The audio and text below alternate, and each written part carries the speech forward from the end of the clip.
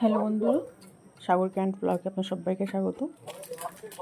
প্রথমে দেখতে পাচ্ছেন এখানে কড়াইতে অল্প জল নিয়েছি, সেই উষ্ণ গরম হয়েছে। আমি 50 গ্রাম মতো আমলের স্প্রে দিয়ে দিয়েছি। আজকে বানাবো তাহলে পুলি পিঠে। এখানে বাতাসা দিয়েছি, অল্প পরিমাণ চিনি দিয়েছি। খুন্তিতে নাড়ব মেল্ট হওয়া পর্যন্ত। এবারে দিয়ে দিলাম নারকেল কুড়া। যেহেতু পুরটা বানাতে হবে আমার পুলি পিঠের জন্য, আর দিলাম অল্প পরিমাণ এলাচ গুঁড়ো দিলে সেন্টটা ভালো লাগে। দেখতে পাচ্ছেন পুরটা আমার রেডি হয়ে গেছে, নামিয়ে নিলাম। সেই পাত্রে তালের জুস দিয়ে দিলাম। এখানে আমি গোবিন্দভোগ চালটা নিয়েছি, আপনারা যে কোনো আতপ চাল নিতে পারেন, তাতে কোনো সমস্যা নেই।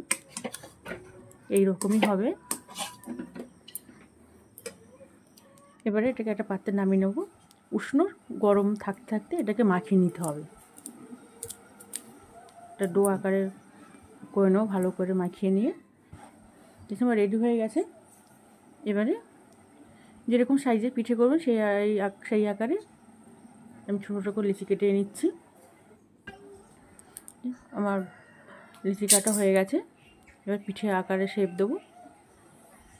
এইভাবে দু হাত দিয়ে প্রেস করে দেবেন, এইরকমই বানাতে হবে।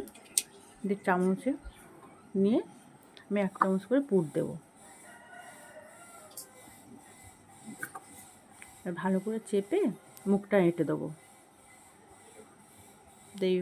দেখতে হচ্ছে 2 হাত প্রেস করে বন্ধ করছি। আর মোয়াটা দেখুন এইভাবেই মুড়তে হবে। আপনার ইচ্ছে মতন শেপটা দেবেন। এইভাবে সব কটাই পিঠে বানিয়ে নেব।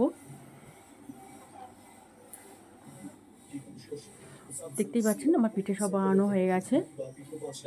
এটা বানাচ্ছি দুধ পুলি পিঠে। এর জন্য এখানে দিয়েছি লিকুইড দুধ, তারপর দিলাম 50 গ্রাম মতন আমলের স্প্রে। দিলে কি দুধটা গাঢ় হলে টেস্টটা আরও দ্বিগুণ বেড়ে যায়। আর দিলাম পরিমাণ মতন চিনি। এবারে পিঠেগুলো এক করে দিয়ে দেবো। দিয়ে লো ফ্লেমে, একদম লো না, মিডিয়াম ফ্লেমে ঢেকে 10 মিনিট রেখে দেবো।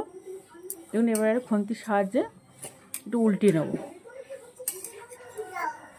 আর 5 মিনিট মতো ঢেকে রাখলেই পিঠে কিন্তু রেডি হয়ে যাবে। তাহলে আপনারা দেখলেন কীভাবে তালের দুধ পুলি পিঠে বানালাম। এই রেসিপিটি যদি আপনাদের ভালো লেগে থাকে তাহলে লাইক, শেয়ার, সাবস্ক্রাইব ও কমেন্ট করার অনুরোধ রইল। আর যারা ফেসবুক থেকে দেখবেন তারা পেজটিতে ফলো করে পাশে থাকার অনুরোধ রইল।